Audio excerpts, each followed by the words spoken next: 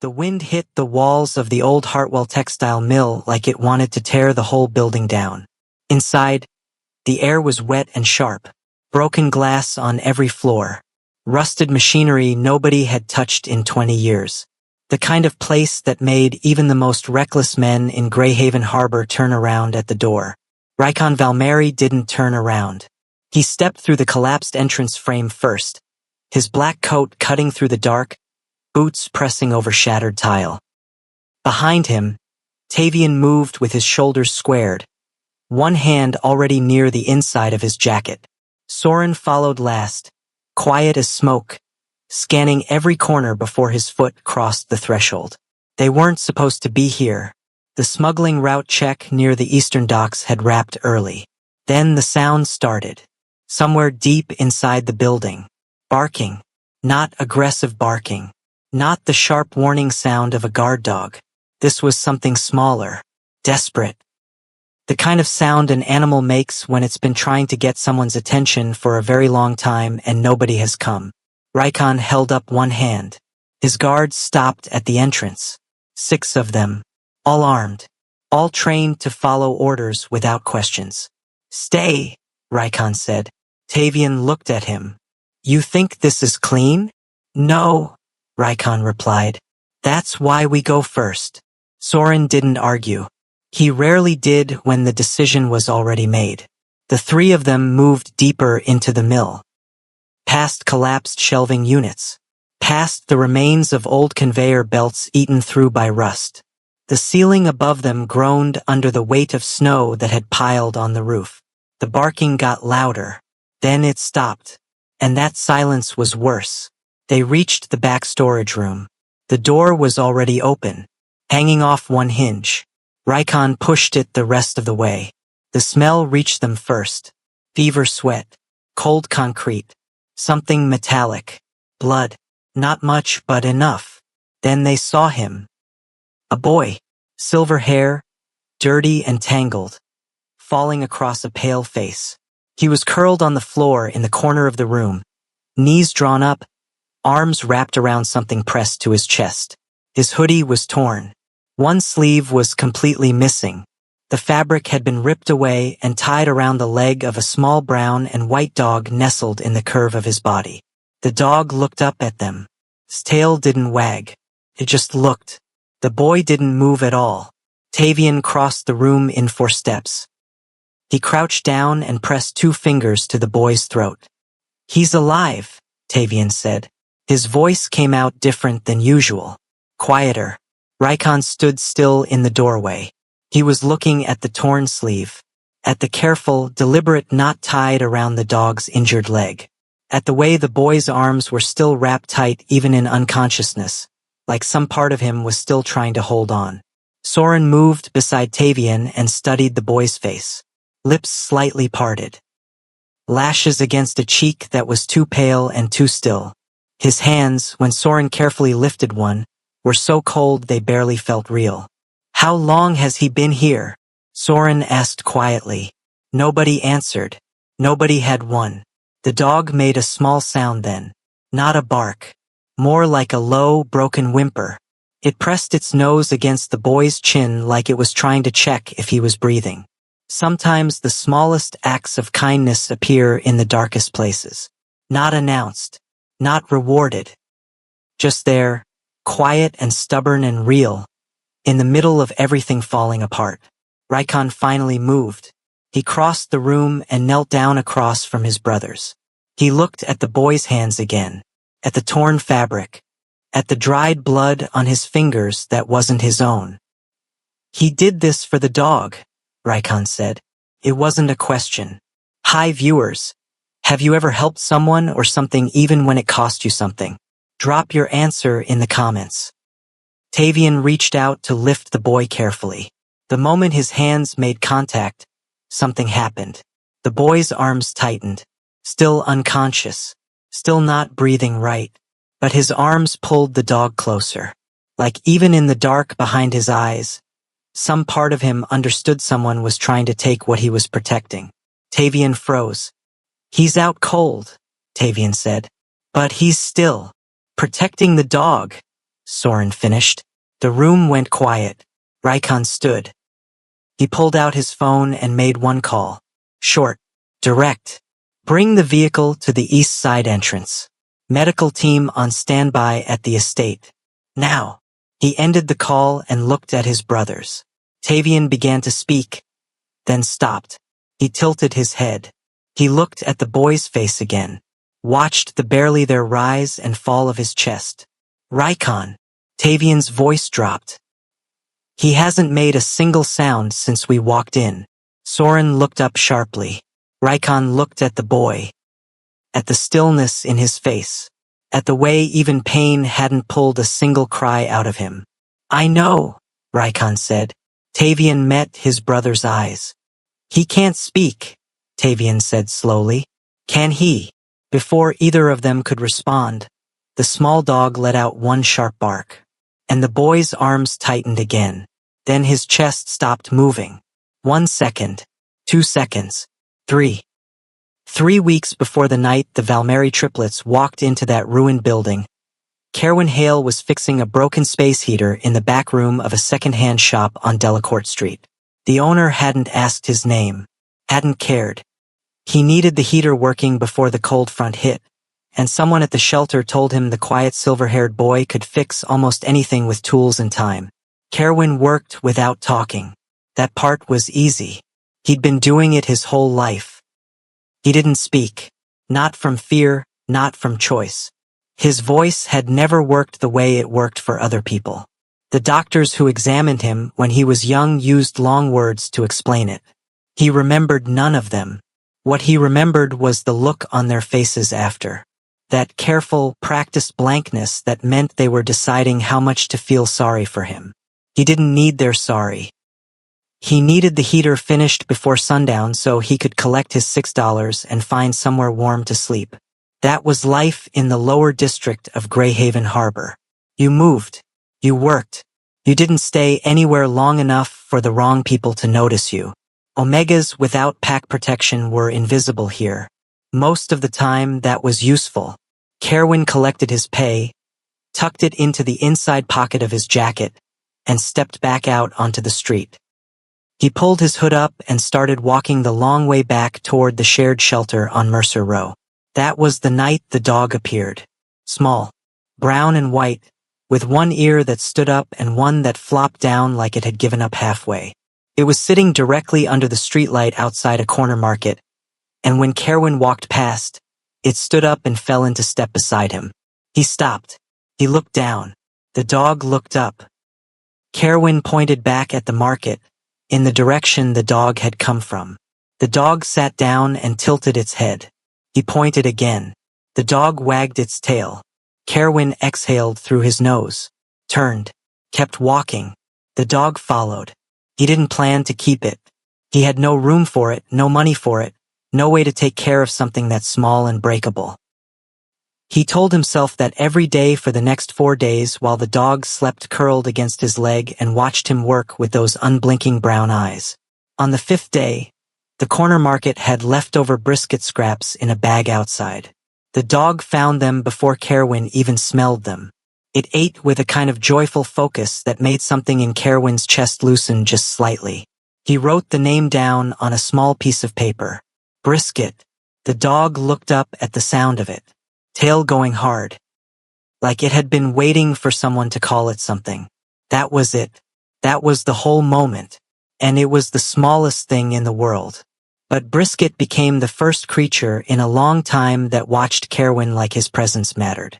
Not what he could fix. Not how quiet he stayed. Just him. Just there. 2 weeks passed. Kerwin moved twice. Brisket came both times without being asked. The dog had a way of pressing itself against Kerwin's side when the nights got loud with other people arguing or the wind pushing through bad window seals. Like it understood. Then one Tuesday night, Brisket didn't come back. Kerwin had stepped out for 20 minutes to collect a repair job near the old rail bridge. When he returned to the room he was renting by the week, the window latch he'd left cracked was pushed all the way open. Brisket was gone. He stood at the window for a moment. Looked out at the dark street, the cold coming in hard. He could not call out. There was no voice to do it with. He grabbed his jacket. He went out. For 2 hours he walked the surrounding blocks, checking alleys, checking dumpsters, checking every corner where a small dog might have gone. His breath came out in heavy clouds. The temperature had dropped another 4 degrees since sunset. His boots weren't waterproof and the slush had already soaked through the left one. He found Brisket on the service road that ran beside the lower highway. The dog was on its side in the gravel at the edge of the road. Not moving. Kerwin ran. He dropped to his knees beside the dog. His hands went to the small body immediately, checking. Brisket's side rose and fell. Alive. But the back left leg was bent wrong and there was blood matted into the fur just above the knee joint. A car. It had to have been a car. Kindness doesn't ask if helping is convenient. It doesn't check your bank account or your schedule or whether you are already sick with a fever that has been sitting in your chest for 3 days. Kerwin pulled Brisket close against his body, carefully, supporting the injured leg. He shrugged out of his hoodie in the freezing air and wrapped it around the dog, tying what he could around the wound to slow the bleeding. He stood up in just his thin undershirt, and he started walking. The highway service road stretched out ahead of him, dark and empty in both directions. The nearest animal clinic had closed 2 years ago. The shelter on Mercer Row didn't allow pets. The only place he could think of that was close enough, abandoned enough, and sheltered enough from the wind was the old Hartwell building. He turned north. He kept walking. His fever spiked somewhere around the 2nd mile. He could feel it happen. The way his vision shifted just slightly at the edges. The way each step required more thought than it should. He kept walking. Brisket licked the side of his jaw once. Slow and tired. Kerwin pressed the dog closer and didn't stop. By the time the lights of the highway were behind him and the dark outline of the Hartwell Mill appeared at the end of the block, his legs were not moving right. But they were still moving. He pushed through the side door of the building and found the back storage room on instinct. Got low. Got to the corner. Pressed his back to the wall and held Brisket against his chest. He looked down at the dog. The dog looked up at him. Kerwin's lips moved. No sound came out. They never did. But he mouthed something anyway. Then his eyes closed. And somewhere in the dark of that building, Brisket began to bark. The fever hit him on Caldwell Street, for blocks from the highway service road, and Kerwin knew it immediately. Not because of the heat in his skin. He'd been running hot for days. His body had been fighting something since the previous Thursday when he worked a 12-hour repair shift in a damp basement on the west side of the harbor with no heat and a broken ceiling that dripped every 40 seconds. He knew the fever spiked because the streetlights changed. The yellow glow of them shifted, went a little too bright at the edges. The kind of brightness that doesn't come from outside but from inside your own head when your temperature crosses a line it shouldn't. He blinked it away. He kept walking. Brisket was pressed against his chest, wrapped in what was left of his hoodie. The dog hadn't made a sound since the highway. It was conserving energy the same way Kerwin was. Both of them working with what little they had left. The street was empty. That wasn't unusual for this part of the lower district after midnight. People who lived here didn't walk at this hour unless they had to.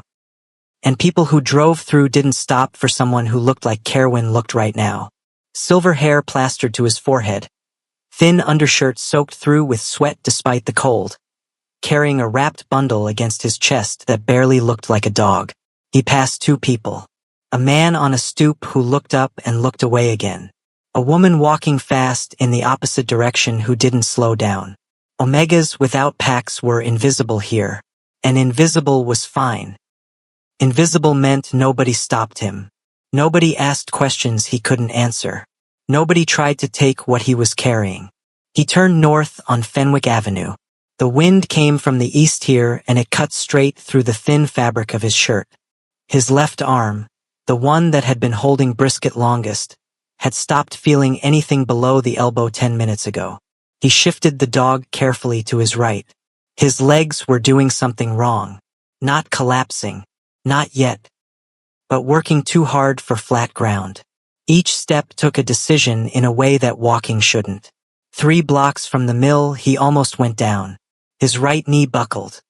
He caught himself on a parked car, palm slapping the hood hard enough to sting. He stood there for a moment, breathing, just breathing, head low, eyes closed. Brisket licked his arm. One slow drag of a warm tongue against freezing skin. Kerwin opened his eyes. He pushed off the car. He kept moving. Sometimes survival isn't about strength. It's about refusing to abandon someone who needs you. That thought didn't arrive in words. Nothing in Kerwin's mind arrived in words the way other people described thinking. It arrived like a direction, like a pull. The same way Brisket had followed him on Delacourt Street 3 weeks ago. Not a decision, just a fact. Forward was the only option. He reached Hartwell 2 blocks later. The building was massive and dark and falling apart in exactly the way he remembered from the one time he'd sheltered near the entrance during a summer rainstorm. He didn't go to the front. The front was too exposed. He moved along the east side wall, following it until he found the side panel that had rusted off its frame and leaned against the outer bricks, leaving a gap wide enough to slip through sideways. Inside, the air was dead. Not warm. Dead. Still. Without wind. Which was the only thing he needed right now. He moved deeper in. Past old machinery. Past shelving that had collapsed and sent rows of empty crates across the floor in every direction. His boots found the tile instead of slush, and that was better. More stable. The back storage room was to the left down the main corridor. He got there. He got to the corner. He lowered himself to the floor carefully, making sure Brisket came down with him gently, the injured leg supported, the wrapped fabric still in place over the wound. He pressed his back to the wall. He looked down at the dog. The dog looked up at him, brown eyes quiet, trusting in a way that made Kerwin's chest do something complicated. He adjusted the wrapping on the leg, checked the knot he'd tied on the highway, still holding. Good. He pulled the dog closer and curled around him. Put his arms around the small warm body and pressed his forehead down against the cool floor. His vision was moving now. Not dramatically, just softly, gently wrong. The kind of wrong that means the body is pulling resources inward, shutting down the extras so the important parts can keep going. He felt Brisket breathe. In and out, slow and steady under his arms. His lips moved in the dark. No sound. There was never any sound. But he said it anyway. The thing he always said when things got this quiet. We're okay. His eyes closed. Outside, somewhere in the upper levels of the building, wind found a broken panel and pushed through it. The building groaned the way old buildings do. Not collapsing. Just remembering. Kerwin didn't hear it. He was already under. And Brisket, alone in the dark and the cold with his boy going still, tilted his head back and began to bark. The Valmeri name moved through Greyhaven Harbor the way weather moved through. You didn't see it coming until it was already on top of you. Rykon Valmeri was 31 years old and had been running the family's operations since he was 24. Not because his father handed it to him. Because the men who worked for his father looked at Rykon one day across a table during a negotiation that had gone sideways and decided, without being told, that he was the one in charge now. He never raised his voice in that meeting. He never raised his voice anywhere. That was the thing about Rykon that most people in the harbor got wrong when they heard his name and imagined who he was. They expected loud. They expected aggressive. What they got was a man who spoke in complete sentences at normal volume and looked at you in a way that made you feel like every option you thought you had was already gone. Tavian was different. Where Rykon was cold calculation, Tavian was controlled force. Former military. 4 years in a special operations unit that Greyhaven's official records didn't mention and never would. He'd come back from that tour quieter than when he left, which people who knew him before thought was impossible. But the quiet in him now was different. It was the quiet of someone who had seen how fast a situation can become unrecoverable and decided that prevention was the only rational strategy. He was the reason the Valmeri organization had never lost a man in direct conflict. Soren was the one who kept them out of direct conflict in the first place. Youngest by 4 minutes. Quietest in rooms full of important people. Deadly in a different way from his brothers. Soren understood systems. He understood how money moved, how favors worked, how the invisible agreements between powerful people shaped every visible outcome. He had talked 2 city council members out of an investigation that could have dismantled their operation, using nothing but a conversation over dinner and the kind of patient, precise reasoning that made people feel they'd arrived at conclusions on their own. The 3 of them together were not a family in the soft sense of the word. They were a structure, interlocking, each one covering the angle the other 2 couldn't see. The Eastern Docks check had been Soren's idea. A new smuggling route was cutting through the harbor district, undercutting 3 of their protected shipping agreements, and Soren had traced the likely path to a corridor near the old industrial block on Hartwell Road. They weren't there to stop it that night, just to confirm. They confirmed it in 40 minutes. The route existed. It was organized. It would need to be addressed. Rykon had already decided how. They were heading back to the vehicles when the dog started barking. Kaleo, the head of their ground security, held up a fist. Every guard behind him stopped moving. Silence. Then it came again. Small. Muffled by distance and walls. Somewhere inside the mill. Animal, Kaleo said. Probably trapped. Probably, Soren said. Rykon said nothing. He was already looking at the building. Tavian watched him. You know what this place is. If someone set a trap in there and used an animal to, then we'll know that in about 3 minutes, Rykon said. He was already moving. The guards exchanged looks. Nobody argued. Nobody ever argued with that tone. But what the Valmeri triplets found inside the Hartwell mill that night was not a trap. It was not a threat. It was a boy with silver hair and frozen hands curled on a broken floor around a small injured dog. His torn sleeve wrapped carefully around the animal's leg. His own body giving out around him while some part of him that refused to stop kept his arms in place. The guards were still at the entrance when Rykon crouched beside the boy. He looked at the hands first. Pale. Cracked at the knuckles. Still shaped around the dog even in unconsciousness like the position had been held so long it had locked that way. Then he looked at the torn sleeve. The knot. Someone had thought about that knot. Someone had tied it carefully. Not in a panic. In a moment when caring more about a dog's pain than your own was the only decision that made sense. Soren stepped beside him. Looked down. Said nothing. Tavian checked the boy's pulse. Then looked at his brothers with something in his face that didn't appear there often. Rykon. Tavian stood. The doctors need to check this tonight. I know. The dog too. Rykon looked at him. The dog too. Tavian repeated steady. Rykon nodded once. The medical team that met them at the estate confirmed it 2 hours later. The boy's core temperature was dangerously low. His lungs were showing signs of a respiratory infection that had been left untreated for at least several days. Dehydration, early frostbite on 3 fingers, and then the detail that stopped everyone in the room. The boy had walked approximately 8 miles, in freezing weather, already sick, carrying the dog the entire way.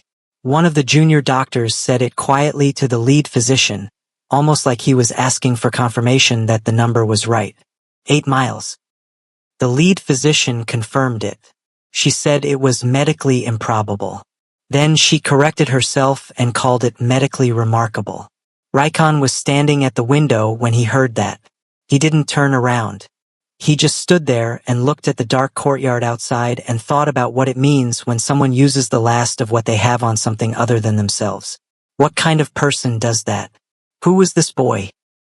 And what exactly had brought him to that specific building on that specific night in the middle of a storm that should have killed him?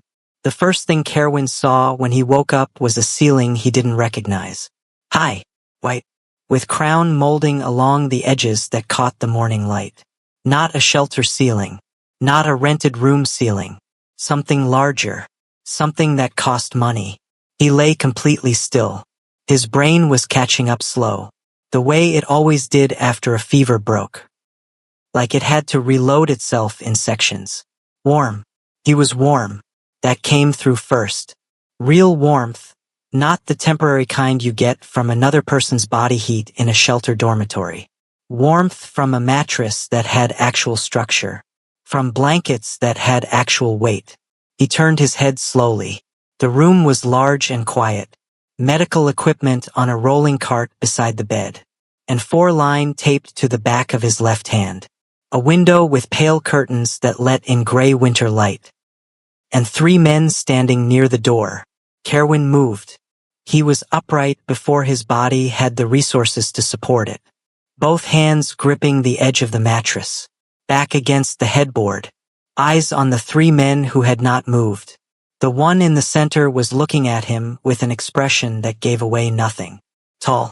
Dark. Still in a way that felt deliberate. The one on the left took 1 step forward with his hands open and his palms out. The one on the right said, very quietly, "You're safe." Kerwin's chest was going fast. He could feel his own heartbeat in his throat. His eyes went around the room again. Door. Window. Distance to both. Then the 4-line pulled at his hand and he looked down at it. And then he looked at the floor beside the bed. There was a small dog bed there. Round and padded and very new looking. Empty. Kerwin's hands moved before anything else did. Reaching for the notepad and pen on the table beside him as if his hands already knew they were there. He wrote 3 words. Held the notepad up. Where is the dog? The man on the left, the one with the open palms, exhaled slowly through his nose. Something shifted in his face. He's with the vet, he said. In the next room. He's okay. Kerwin stared at him. His leg needed proper treatment, the man continued. He's been checked, cleaned, and he's going to be fine. He's been trying to get back in here for the past hour. We had to convince him to stay put long enough for the vet to finish. The tension in Kerwin's shoulders dropped by about half. He looked down at the notepad.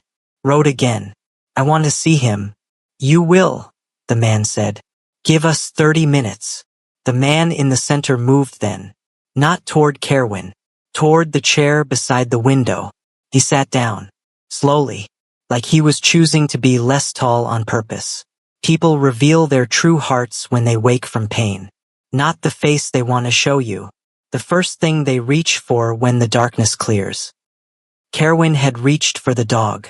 He was watching the man in the chair now. Watching his hands.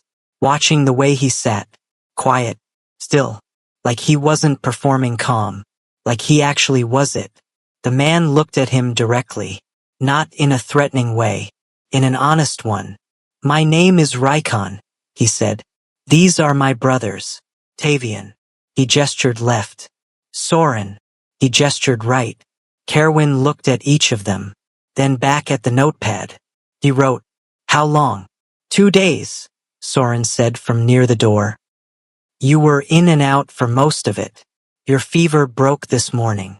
2 days. Kerwin looked at the window, at the gray winter light. His fingers were wrapped in soft bandaging. 3 of them on his left hand. The kind of careful, layered wrap that someone had taken time with. The man named Tavian sat down on the edge of the second chair near the cart.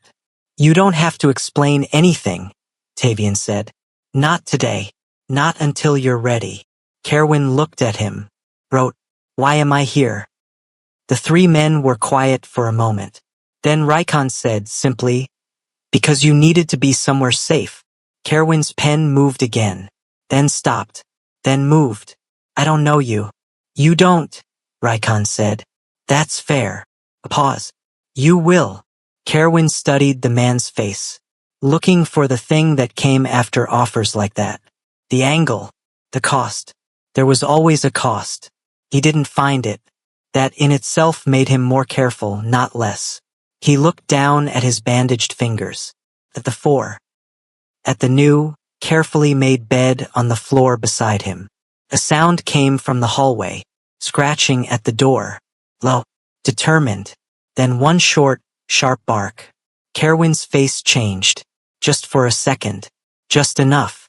The tight, careful blankness he'd been holding shifted. Something underneath it came through. Small, quiet, but real. Soren crossed the room and opened the door. Brisket pushed through the gap before the door was fully open, moving fast on 3 legs, the 4th held up carefully, wrapped in clean white bandaging. He covered the distance between the door and the bed in about 4 seconds, jumped up with full confidence in his one working trajectory, and landed directly on Kerwin's lap. He licked Kerwin's face twice, then turned in a small, unsteady circle and lay down, like he had found the right place and was done moving for a while. Kerwin put both hands on the dog. He sat there and breathed. Tavian was watching from across the room. He looked at Rykon. Rykon was already looking at something else. On the table beside the bed, under the notepad, was a small worn book. A medical dictionary. Someone on staff had found it in the estate library and left it within reach in case the boy needed to describe symptoms he couldn't speak. But Rykon wasn't looking at the book. He was looking at his own phone. He had opened a new application. Lesson 1, Basic Signs. He had been practicing for 40 minutes before Kerwin woke up. The whispers started on the 9th day. Not loud. Not direct. The kind of whispers that travel through a house the way cold air travels through old walls. You don't see it moving. You just feel it everywhere at once. Marta, the head housekeeper, heard it first from the kitchen staff. Then from the 2 junior assistants who handled the medical wing laundry. Then from the groundskeeper's crew, who had no reason to be discussing it at all but were. Why was he still here? That was the question. Not asked out loud. Not to the triplets. But floating through every hallway in the Valmeri estate like smoke that wouldn't clear. The Valmeri brothers did not keep strays. Everyone who worked in this house understood that. These were men who ran operations across 3 districts of Greyhaven Harbor. Men who made decisions that moved money, territory, and power in ways most people in this city never saw coming. The estate was not a shelter. It was not a recovery center. And yet, the silver-haired boy was still in the East Wing medical room. The dog was still in the dog bed beside him. And every morning for 9 days, Tavian Valmeri had personally carried a breakfast tray down the East Wing corridor. Not a staff member. Not a junior assistant. Tavian, who had once dislocated a man's shoulder for arriving to a meeting 3 minutes late, carrying a breakfast tray, with eggs. That mattered. Nobody said it out loud. But it mattered. The 10th morning, Kerwin woke before the tray arrived. He sat up in the pale, early light with Brisket curled at his feet and looked at the room the way he'd been looking at it every morning, taking inventory, not of the furniture or the cost of things, of the exits, of the sounds from the corridor, of whether the energy in the house felt the same as the day before. Old habit. When you've spent years in places that could turn on you without warning, you learn to read a building the way other people read faces. This building had not turned. That was still strange to him. He reached for his notepad. He wrote a question he'd been holding for 3 days. Soren found him in the corridor 10 minutes later, on his way to the kitchen.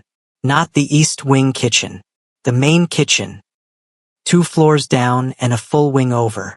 Soren stopped, looked at him, looked at Brisket moving carefully on 3 legs beside him, the 4th still wrapped but bearing some weight now. You know where you're going? Soren asked. Kerwin held up the notepad. I want to cook something. Soren looked at the note, then at Kerwin's face. He stepped back and gestured toward the stairs. 3rd floor, left corridor. Main kitchen is at the end. That was it. No escort. No conditions. Kerwin walked. And that was how it started. Not with a formal decision or a conversation or any of the things that usually mark the moment a situation changes. It started with a boy showing up in the kitchen at 6 in the morning and cooking a simple pot of rice porridge with the ingredients he found in the lower pantry. By the time Tavian arrived with the tray, Kerwin was already sitting at the kitchen table with a bowl in front of him and one prepared and waiting. Tavian stood in the doorway. He looked at the bowl. He looked at Kerwin. He set the tray down slowly and sat across from him. He ate the porridge.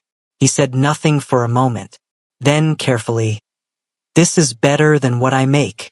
Kerwin picked up his pen and wrote one word. Obviously. Tavian laughed. Came out fast and genuine and surprised even him. That sound moved through the kitchen and went quiet. But it had been there. Weeks passed in a rhythm that nobody planned but everyone adjusted to. Brisket learned to navigate the first-floor corridors. Soren had 3 rugs moved to the main hallway so the dog wouldn't slip on the tile when he picked up speed. He didn't announce why he moved them. He just had it done.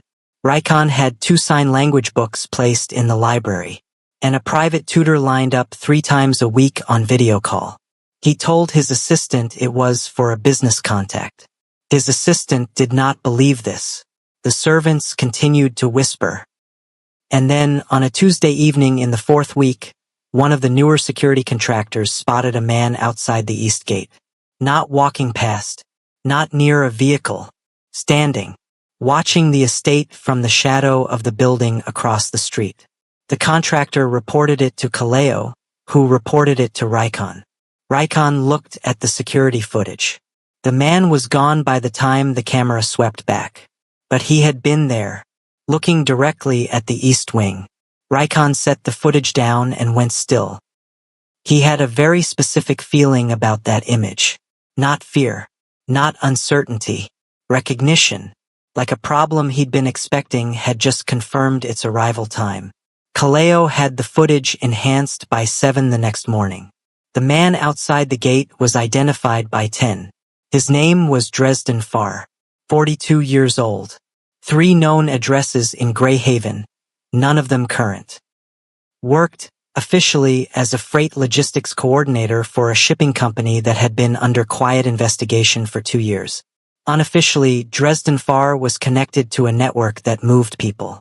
Not cargo. People. Rykon read the file in the east study with the door closed and Soren sitting across from him. Tavian stood near the window.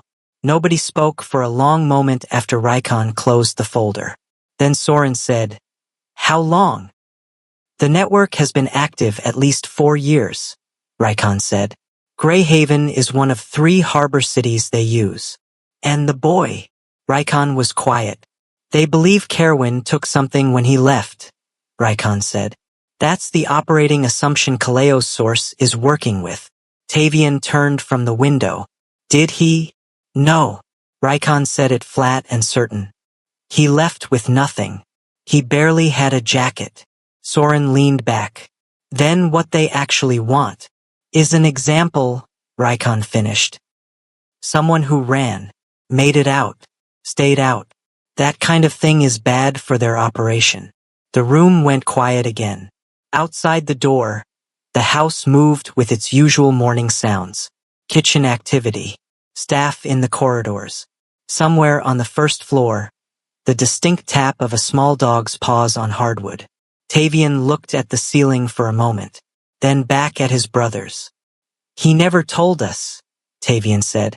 "He doesn't trust us yet," Soren said. "He trusts us with breakfast," Tavian said. "That's not the same thing." It wasn't, and all 3 of them knew it. Kerwin had lived a careful life. Every move calculated. Every piece of information about himself released in the smallest possible amounts.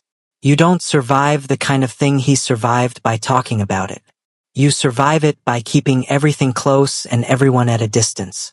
The notepad was how he communicated, but it was also how he controlled what came out. He could write 1 sentence and stop. He could answer without answering.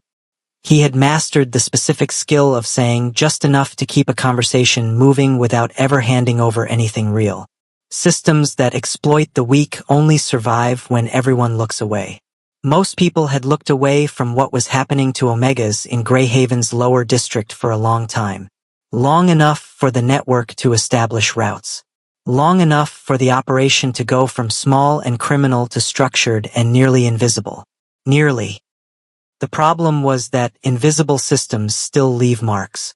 on the people who move through them, on the city blocks where the exchanges happened, on the records of young Omegas who stopped appearing in shelter rosters and census documents and then never appeared anywhere else again. Soren had started pulling those records 2 days after Kerwin arrived. He hadn't told his brothers why.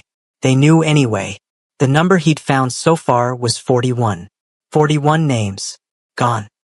And that was just from the lower district. That afternoon, Rykon asked to speak with Kerwin. Not in the medical wing. In the small sitting room off the main corridor. Neutral ground. Kerwin's choice of seat, his choice of whether Brisket stayed or went. Brisket stayed. Rykon sat across from him. He set the folder on the table but didn't open it. He said, "I need to ask you something, and I need you to know that your answer doesn't change anything about your situation here." Kerwin looked at him, pen already in hand. "Do you know a man named Dresdenfar?" The pen stopped moving, just for a second. Then Kerwin wrote, "Yes." Rykon nodded slowly. "He was outside the gate last night." Kerwin's hand went to Brisket. Not panicked, controlled, but deliberate. The way it was when he was managing something. He wrote again, turned the pad around. "He thinks I took the ledger." Rykon looked at the sentence, then at Kerwin. "Did you?" Kerwin was still for a moment. Then he reached into the inner pocket of the zip-up he was wearing, the one Tavian had placed on the chair outside his room 4 days ago without comment, and he pulled out a folded piece of paper. Worn, creased, edges soft from being handled too many times.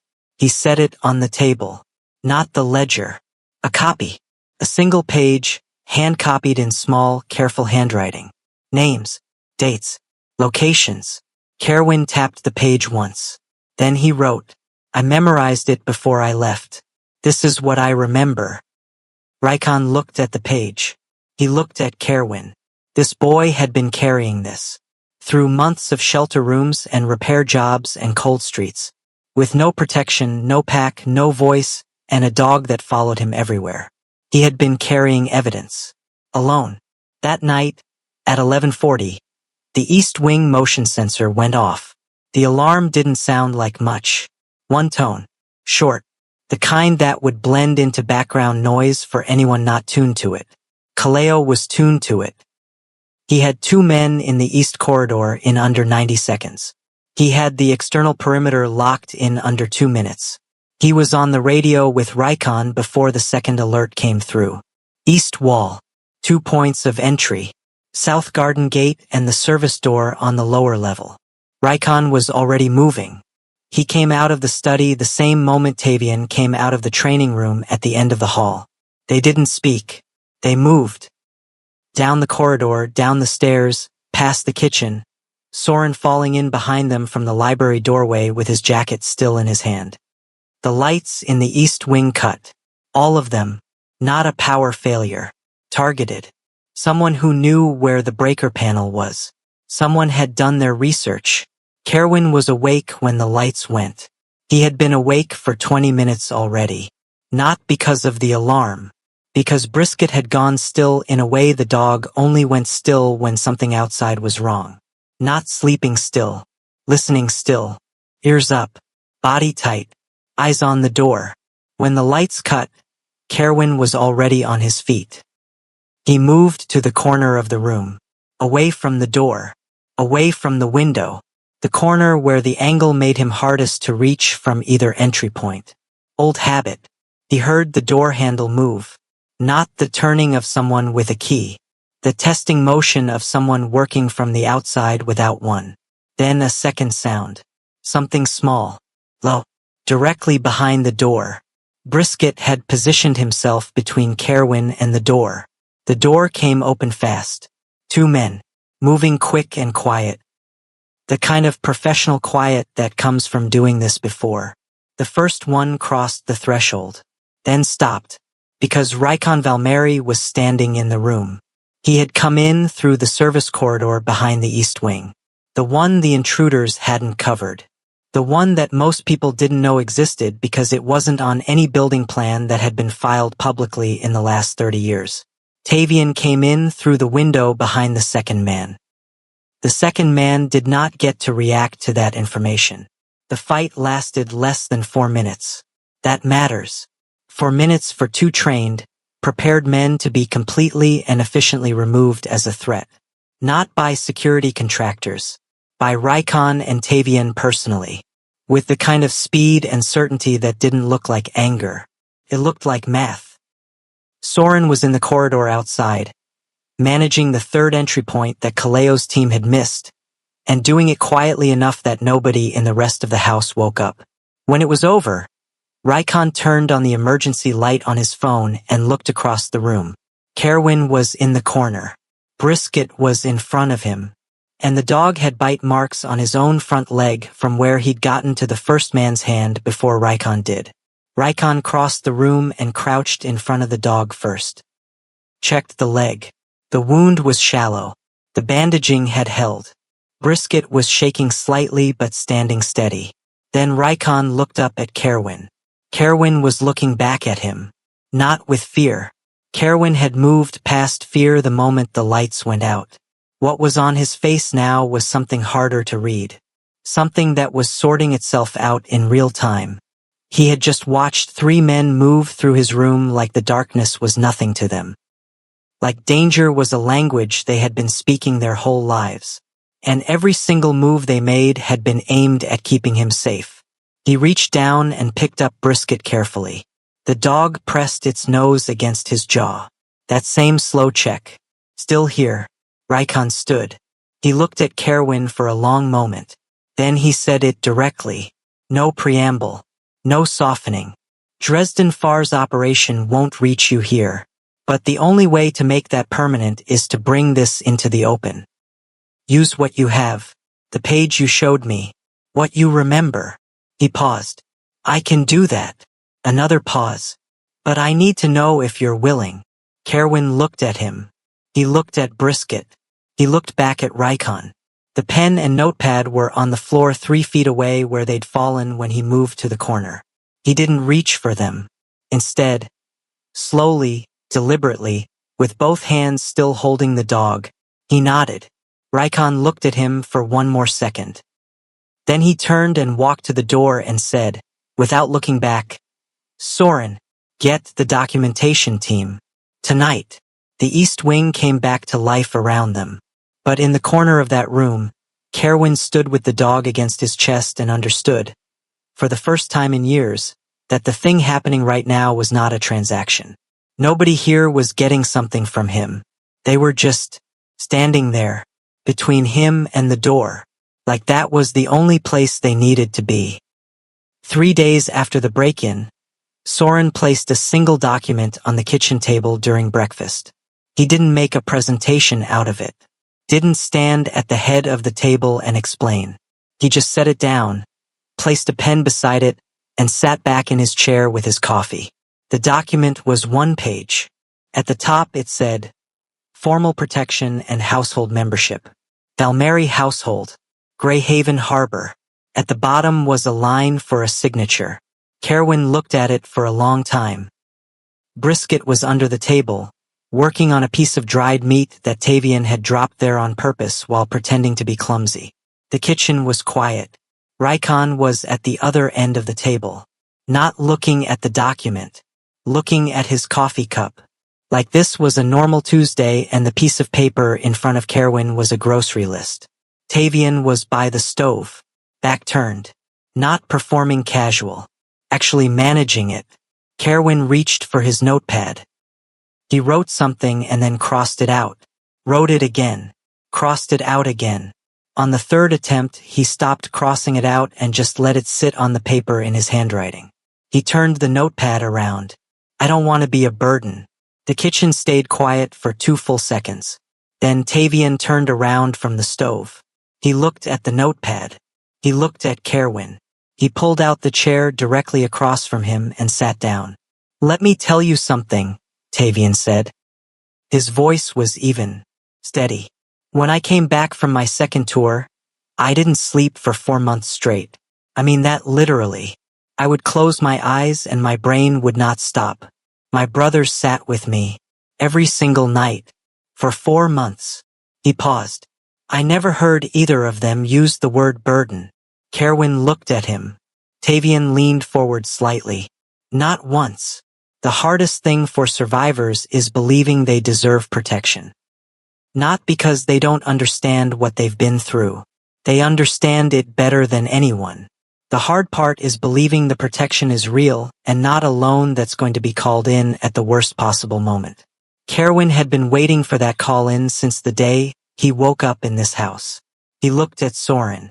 Soren had set his coffee down. He was looking at Kerwin with the kind of patience that doesn't perform itself. The kind that's just there.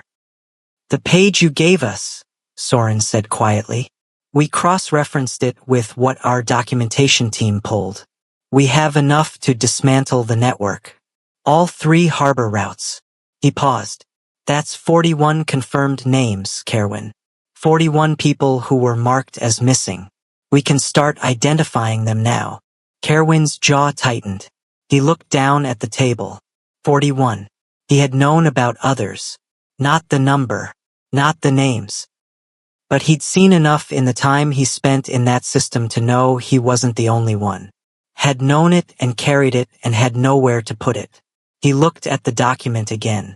He looked at the signature line. He picked up the pen. His hand stopped. He put the pen down. He picked up the notepad and wrote. What does this mean? Practically. Rykon looked up from his coffee. It means this is your home. Legally and in every other way. No conditions. No contract terms. He set the cup down. It means if someone comes for you, they come for us. Kerwin wrote. And brisket. And brisket, Rykon said. Kerwin looked at him. Rykon met his eyes and held them.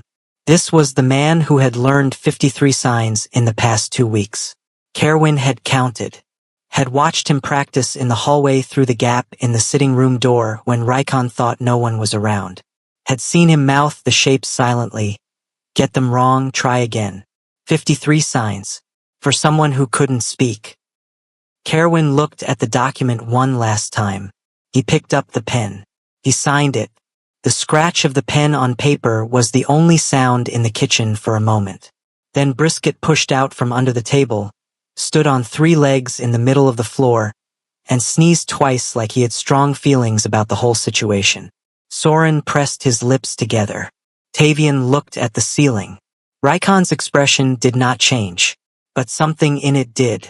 Just slightly. Just enough. For months later, the Valmeri estate was a different place. Not in the way houses change when you repaint walls or rearrange furniture. In the way houses change when the people inside them change. When the temperature of a place shifts without anyone announcing it.